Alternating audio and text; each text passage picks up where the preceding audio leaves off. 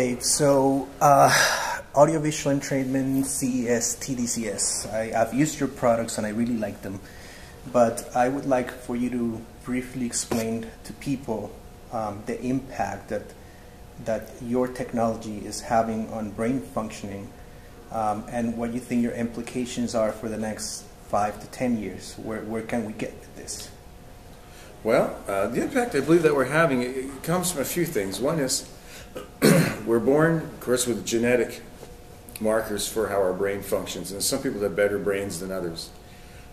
Nutrition affects us. Stress throughout daily lives affect us. Pollution, pesticides, all those things are affecting our brain all the time. And it is difficult nowadays to function with a brain to have a high-performance brain. It's very difficult to have a high-performance brain because of all these factors, and we can't possibly control for them. And the gear works really well in that regard. Most influences on our brain have a tendency to shut it down, and they actually shut down cerebral blood flow. They slow the frequencies of our brain waves down as the brain gets exhausted and fatigued. And this gear increases cerebral blood flow.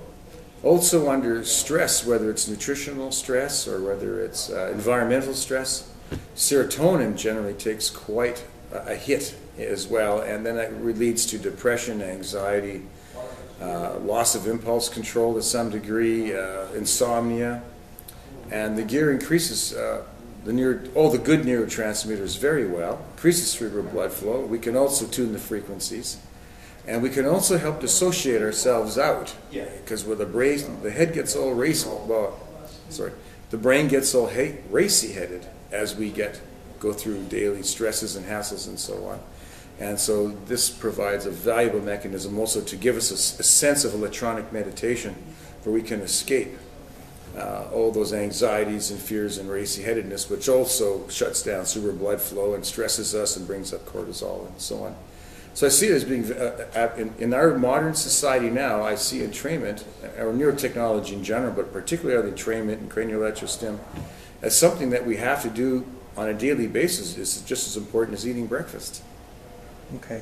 Now, what implications do you think this is going to have in the future?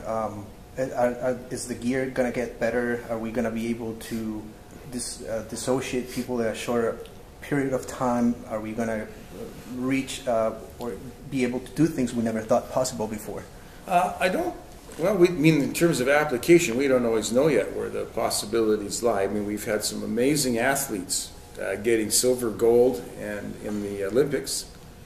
And imagine if every child who went through school was sort of on an Olympic performance level from an academic perspective. We're starting to see that now. So that instead of struggling through school and after 6 years remembering half of what you learned, you might actually get through 6 years and remember 90% of what you learned. You could have better physicians, better dentists, better economists, all the professions could end up being better. But the other side to it too is that when people start getting stressed and they start falling apart, generally you see aggressive behavior go up.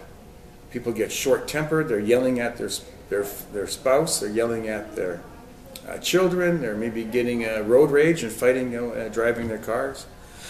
All that calms down when the brain performs well. And so we could see violence going down, we could see jail time going down for all kinds of people, as well as improved academic performance and improved well-being.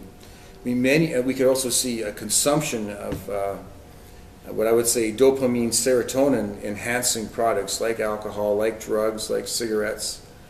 All of that I could see dropping significantly if people were to use the technology. So it might have a bit of impact on the breweries and on the drug cartels, but if we feel terrific just the way we are, we don't need to take anything else. Okay. And so I can see the effects are quite global. Right. Now, what kind of professionals, I know mental health professionals for the most part use the gear and then on their own and for their clients, but other than mental health professionals, what other kinds of people in the health business and the health industry can benefit from using it on their clients? I think everybody in the health business should be using this. For instance, as we get stressed, muscle tension goes up. throws the back out. Then we have to have chiropractors straighten our back. Already there are chiropractors buying thousands of units a year just to relax their own patients so that they don't have all the neck and shoulder and back problems like they used to have.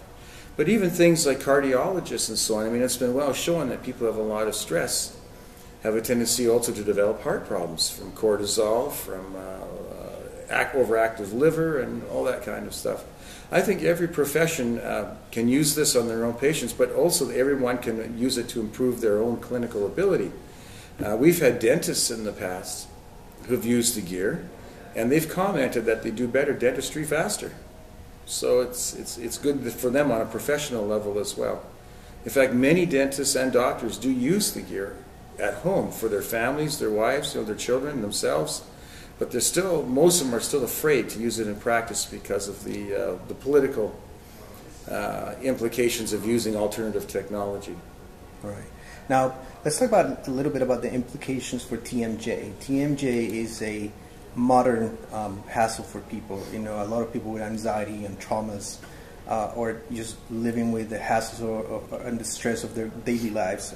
You know, clench their teeth at night. They have a lot of jaw pain. So I know that your gear helps. How does it exactly help the TMJ patients? Well, actually, that's a great example of how dentists can use this as well. As I was showing in my workshop, we never know what kind of environmental factors are going to be impacting us and what's going on in the world that may affect our wealth, our well-being, our financial well-being, our social well-being, our physical well-being, spiritual well-being, and so on. And the study that I was showing there is that in Alberta, where I live, that's where the oil sands are, and it's a huge oil producer. We have more oil than Saudi Arabia, but the oil is not cheap to get out of the ground. It's expensive to get out. And so when oil dropped to about $15 a barrel, we had thousands of patients, almost all of them, all wives of oil workers, because there was uncertainty about their futures, about their wages, about maybe getting laid off from work. And a lot of these were young families, and the wives got extremely stressed out and all developed TMJ symptoms, 3 to 6 months after these stressors started going on. And then when OPEC put an embargo on oil and it suddenly jumped to $30 a barrel, we hardly had a patient.